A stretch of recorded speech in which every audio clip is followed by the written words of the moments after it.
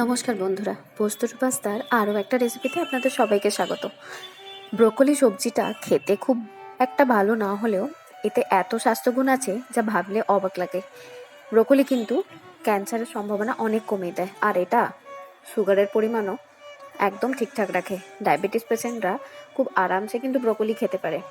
তো আমি আজকে ব্রোকলি স্যুপ বানাচ্ছি। তার জন্য প্রথমে ব্রোকলিগুলোকে কেটে কড়াইয়ে তেল গরম করে একটু পেঁয়াজ আর রসুন ভালো করে ভেজে নিচ্ছি। তেল আমি খুব সামান্য পরিমাণেই দিয়েছি।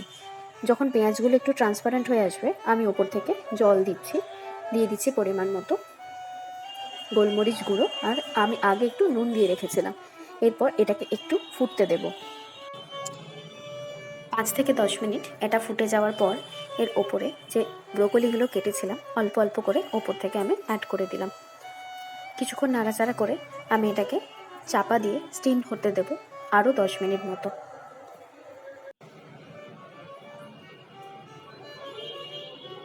10 মিনিট পর ঢাকা খুলে দেখে নেব আদৌ সেদ্ধ হয়েছে কিনা। সেদ্ধ হয়ে গেলে আমি গ্যাসের ফ্লেমটা অফ করে ব্রোকলিগুলোকে একটা মিক্সিং জারে ট্রান্সফার করছি।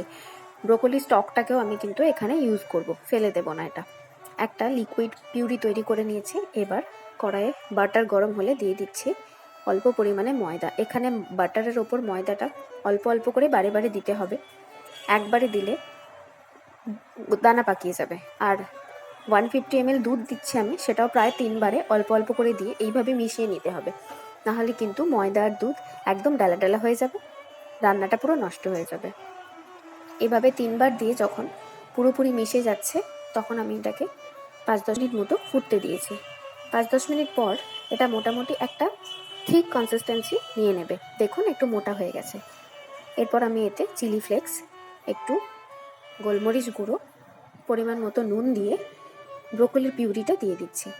এরপর এটাকে ভালো করে মিশিয়ে নিতে হবে। সব কিছু ভালো করে মিশিয়ে নিচ্ছি। গ্যাসের ফ্লেমটা কিন্তু মিডিয়াম থাকবে, যেহেতু আমি ক্রিমি ব্রোকলি স্যুপ বানাচ্ছি, ক্রিমটা যাতে খুব ঘন না হয়ে যায় তাই। এরপর উপর থেকে ছড়িয়ে দিলাম সামান্য পরিমাণে জিরে গুঁড়ো। আরও ভালো করে নামিয়ে নিয়ে রান্না আমার শেষ হয়ে গেছে। আমি গ্যাসের ফ্লেম অফ করে দিয়ে বাটিতে সার্ভ করছি গরম গরম। আর একটু সামান্য ডেকোরেশনের জন্য আমি এর ওপর থেকে দিয়ে দিচ্ছি একটু ফ্রেশ ক্রিম। এটা আমি ডেকোরেশনের জন্য দিচ্ছি, আপনারা চাইলে স্কিপ করতে পারেন। সামান্য চাট মশলাও দিয়ে দিলাম। বাড়িতে বানান এই হেলদি স্যুপটা আর এনজয় করুন। শীতের দিনে হেলদি টেস্টি দুটো একসাথে বাড়িতে বানান।